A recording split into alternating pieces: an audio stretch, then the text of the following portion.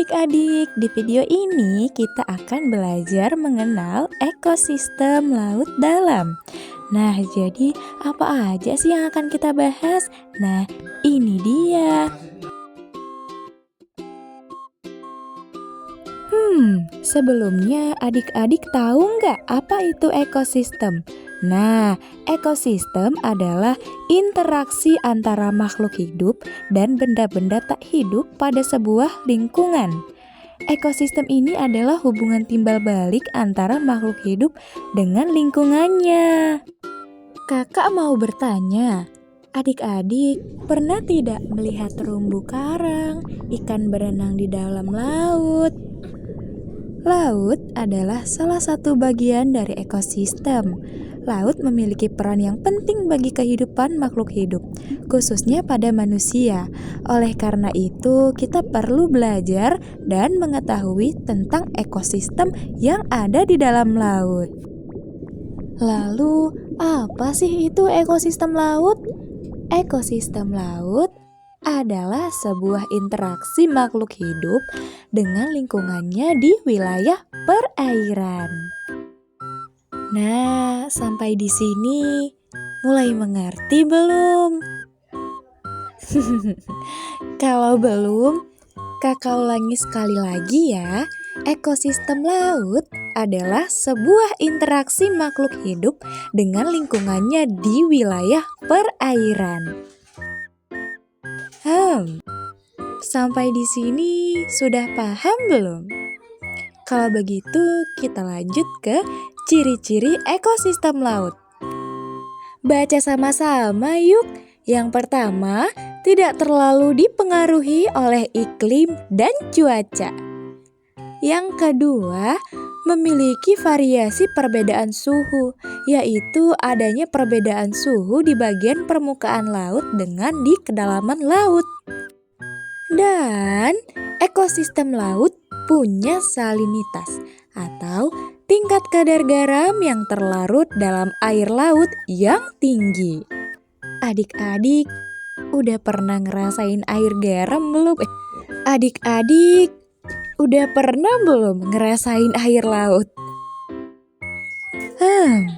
Jika membahas soal laut, apa sih yang ada di pikiran adik-adik? Terumbu karang. Ayo kita bahas tentang ekosistem terumbu karang. Ekosistem terumbu karang ditemukan di perairan dangkal dan transparan. Salah satu ekosistem terumbu di Indonesia adalah Taman Nasional Bawah Laut Bunaken.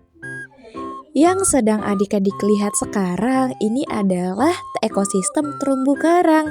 Kita dapat melihatnya dengan jelas bukan? Nah, sebab terumbu karang masih berada di perairan dangkal laut.